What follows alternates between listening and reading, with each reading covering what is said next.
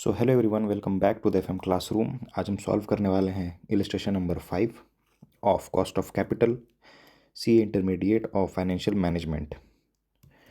सो ये क्वेश्चन पहले रीड करते हैं, उसके बाद मैं आपको एक्सप्लेन करता हूँ एंड देन सॉल्व करके बताता हूँ। सबसे पहले स्टेप बाय स्टेप चलते हैं। पहले हम देखते हैं क्वेश्चन में क्या दिया हुआ है। क्वेश्चन में क्या दिया है, एक 5 ईयर बॉन्ड एट 5,000 रुपीज़ 8% के रेट पे of interest. Bond amount is amortised equally. इस पॉइंट को ध्यान में रखिएगा, amortised equally over its life. Okay, इस पे आएंगे बाद में। फिर ये क्या बोलता है, calculate bonds present value for an investor.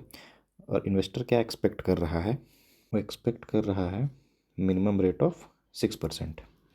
अब हम जो क्वेश्चन में दिया हुआ है उसे लिख लेते हैं पहले। ओके, हमारा face value is ₹5,000, life 5 years, rate of interest जो कि कूपन रेट होगा is equal to 8% per annum. Okay, और ये इंटरेस्ट हमें फेस वैल्यू पे मिलेगा। Next, bond amount is amount is amortized equally over the years. Okay, investor minimum कितना rate expect कर रहा है, मिनिमम रेट एक्सपेक्ट कर रहा है 6% का। और हमें क्या फाइंड करना है, find present value of bond. Okay, ये हमारा मेन क्वेश्चन है। तो इसमें हम स्टेप बाय स्टेप समझते हुए चलते हैं। अब एमोटाइज्ड इक्वली का मतलब क्या होता है, ये एमोटाइज्ड इक्वली का मतलब क्या होता है, ठीक है।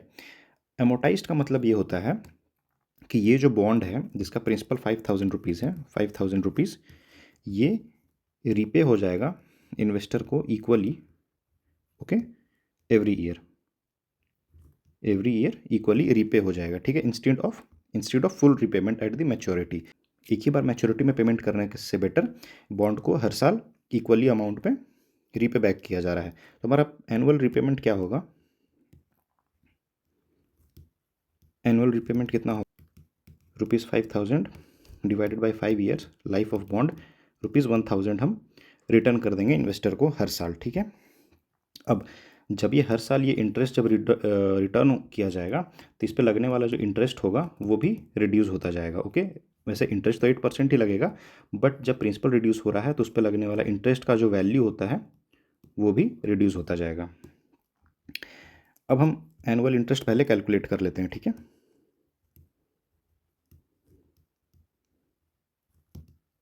एनुअल इंटरेस्ट हम कैलकुलेट करेंगे तो हमारा ईयर 5 है टोटल। ओके, ओपनिंग प्रिंसिपल हमारा कितना होने वाला है, 5,000 रुपीज़। नेक्स्ट ईयर हम 1,000 रुपीज़ यहाँ से पे कर देंगे फर्स्ट ईयर पे। तो सेकेंड ईयर हमारा ओपनिंग कितना होने वाला है, opening principal 4,000 rupees. Then next year यहाँ पे 1,000 रुपीज़ पे कर देंगे। थर्ड ईयर पे हमारा ओपनिंग होने वाला है 3,000। उसी तरह से फोर्थ ईयर पे हमारा 2,000 ओपनिंग होने वाला है। और फिफ्थ ईयर पे 5,000 रुपीज़ हमारा ओपनिंग प्रिंसिपल होने वाला है। और हम हर साल 1,000 रुपीज़ रिटर्न करते जा रहे हैं इन्वेस्टर को। ओके, तो इस पर लगने वाला इंटरेस्ट कितना होने वाला है एट द 8%। क्योंकि ये इंटरेस्ट बॉन्ड का है, बॉन्ड पे 8% इंटरेस्ट मिलने वाला है। भले ही इन्वेस्टर को 6% चाहिए पर बॉन्ड पे 8% मिल रहा है। तो 5,000 इंटू 8% कितना होने वाला है, 400। Then 8% on 4,000 will be 320. Similarly on 3,000 it will be 240, on 2,000 it will be 160, and on 1,000 it will be 80 rupees. Okay, हमारा प्रिंसिपल यहाँ हर साल रिड्यूस हो रहा है, उसी के बेसिस पे जो हमारा इंटरेस्ट है वो भी रिड्यूस होता जा रहा है, इंटरेस्ट का वैल्यू, भले ही 8% वो रिटर्न दे रहा है। ओके, अब हम टोटल कैश फ्लो फाइंड करते हैं हर ईयर का। टोटल कैश फ्लो क्या होगा ईच ईयर। अब हम क्या कर रहे हैं,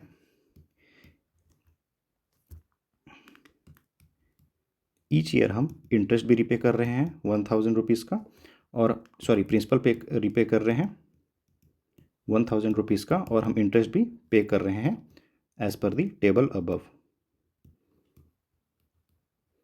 ये जो टेबल बना हुआ है इस बेसिस पे हम इंटरेस्ट भी रीपे कर रहे हैं। ओके, अब नेक्स्ट हम टेबल बना लेते हैं। अगेन ईयर, हम इंटरेस्ट कितना पे कर रहे हैं, 400, 320,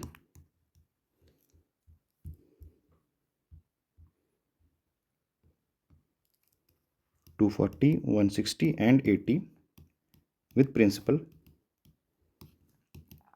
₹1000 पर ईयर। तो हमारा टोटल कैश आउटफ्लो कितना हो गया, टोटल कैश फ्लो 1400, 1320, 1240, 1160 एंड ₹1080। ये हमारा हर साल आउटफ्लो हो रहा है। ओके, ये हमारा आउटफ्लो है, हमारे तरफ से ये बाहर जा रहा है, ये इन्वेस्टर के लिए इनफ्लो है। अब इस कैश आउटफ्लो को हमें डिस्काउंट करना है 6% पे।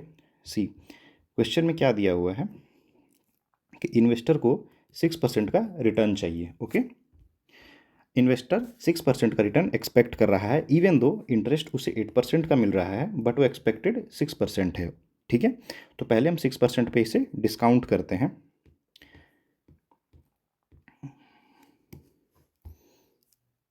अगेन डिस्काउंटिंग टेबल बना लेंगे हम। Discounting outflow at 6%, 1, 4, 5। हमारा कैश फ्लो क्या है जो आउटफ्लो जाएगा, 1400, 1320, 1240, 1160 एंड 1080। नाउ प्रेजेंट वैल्यू का जो फैक्टर है एट द रेट 6%, वो कैसे निकलेगा, आप कैलकुलेटर पे 1 डिवाइडेड बाई 1.06 कर दीजिएगा। ये हमारा फर्स्ट ईयर का हो जाएगा डिस्काउंटिंग फैक्टर जो भी आएगा 0.943। ओके, उसके बाद क्या होगा, सेकेंड ईयर के लिए हम 1 डिवाइडेड 1.06 का स्क्वायर कर देंगे, हमें फिर सेकेंड ईयर का डिस्काउंटिंग फैक्टर मिल जाएगा जीरो, जो कि 0.890 होगा। ठीक है, सिमिलरली मैं कैलकुलेटर पे निकाल लेता हूँ, तो ये यहाँ पे 0.943, सेकेंड ईयर के लिए 0.890, similarly for the third year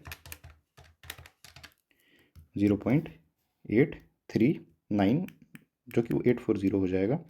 फिर सेकेंड, उसके बाद 792 एंड देन 747। ये हमारा प्रेजेंट वैल्यू आ जाएगा, प्रेजेंट वैल्यू फैक्टर आ जाएगा 6% पे। अब इस फैक्टर को हम मल्टीप्लाई कर देंगे कैश फ्लो से, इससे मल्टीप्लाई हो जाएगा, तो फिर हमारा इससे प्रेजेंट वैल्यू आ जाएगा। ये वैल्यूज हमने राउंड ऑफ कर लिया है।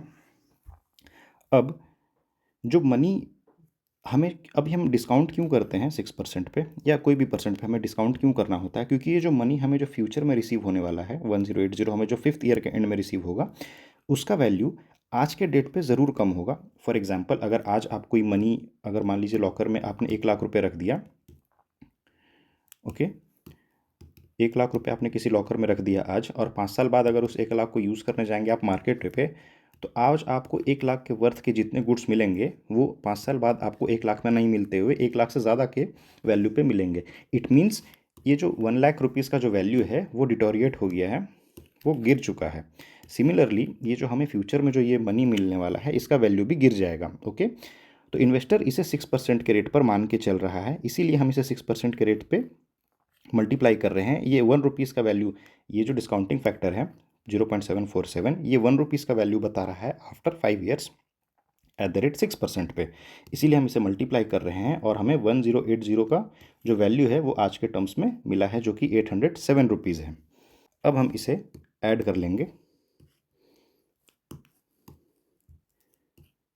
जो कि 5263 आने वाला है अप्रॉक्स।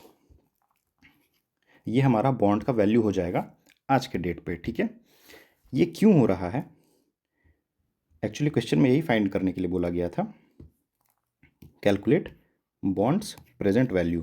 तो यही आपका आंसर है, बॉन्ड का प्रेजेंट वैल्यू 5263 रुपीज़। ठीक है, आंसर यहाँ पे एंड हो जाता है, बट इसके लिए मैं थोड़ा सा आपको एक्सप्लेनेशन और दे देना चाहता हूँ। वैसे पहले आंसर आप मैच कर लीजिएगा।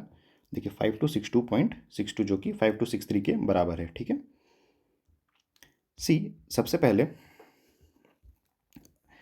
अब जो फेस वैल्यू जिस बॉन्ड का 5000 रुपीज़ है उसके लिए 5263 क्यों हो जाता है, एक इशू पर, मतलब टुडेज करेंट डेट पे ये प्राइस 5263 क्यों हो जाता है जिस चीज़ का फेस वैल्यू 5000 रुपीज़ है। ओके, इसका ये रीज़न है कि हमें कूपन रेट कितना मिल रहा है, 8%। इन्वेस्टर कितना चाहता है, इन्वेस्टर चाहता है 6%। इसका मतलब इन्वेस्टर को चाहिए 6, उसे मिल रहा है 8, तो इन्वेस्टर क्या करेगा, इन्वेस्टर खुश हो जाएगा, इन्वेस्टर चाहेगा कि मैं इस बॉन्ड को खरीद लूँ। जितने भी ऐसे इन्वेस्टर होंगे जिसे 6% चाहिए होगा और उसे 8% मिल रहा होगा, वो ऑब्वियसली इसे हाई दाम पे भी बाई करना चाहेगा। क्यों? क्योंकि इसे इंटरेस्ट ज़्यादा मिल रहा है at the same level of risk. ठीक है, अब इस चीज़ को मैं अदर वे में इस तरह भी समझा सकता हूँ कि ये बॉन्ड हर साल 1000 रुपये अमोर्टाइज हो रहा है। इट मीन्स कि हमें प्रिंसिपल भी हर साल मिल रहा है, प्रिंसिपल भी हमें हर साल मिल रहा है। ओके, और हमें क्या बोलते हैं, मनी जो हमने पुट किया था बॉन्ड पे वो भी हर साल जल्दी मिल रहा है। इसका मतलब इसमें रिस्क रिड्यूस हो गया, क्योंकि हमें मनी मिलते जा रहा है वापस। इसका मतलब है रिस्क हमारा रिड्यूस हो चुका है। ठीक है, हमारा प्रेजेंट वैल्यू इसीलिए हाई हो जाता है, क्योंकि ये बॉन्ड की अट्रैक्टिवनेस को इंक्रीज़ कर देता है। बॉन्ड यहाँ पे बहुत अट्रैक्टिव बन जाता है, इसी वजह से इसका रेट बढ़ जाता है। अदर वे में अगर आपको कोई एफडी बोला जाए, मान लीजिए कोई एफडी आपको 8% पे मिल रहा है या कोई एफडी आपको 6% पे मिल रहा है, तो आप कौन सा चूज़ करेंगे? ऑब्वियसली आप ये 8% वाला चूज़ करेंगे, क्योंकि आपको सेम लेवल ऑफ सिक्योरिटी यानी एफडी की सिक्योरिटी पे आपको ज़्यादा इंटरेस्ट मिल रहा है यहाँ पे। ठीक है, सिंपल लॉजिक अप्लाई होता है बॉन्ड पे भी। ओके, आई होप आपको समझ आया होगा। अगर आपको कुछ डाउट है तो आप कमेंट सेक्शन में पूछ सकते हैं। ठीक है, मिलते हैं नेक्स्ट क्वेश्चन में, तब तक के लिए बाय।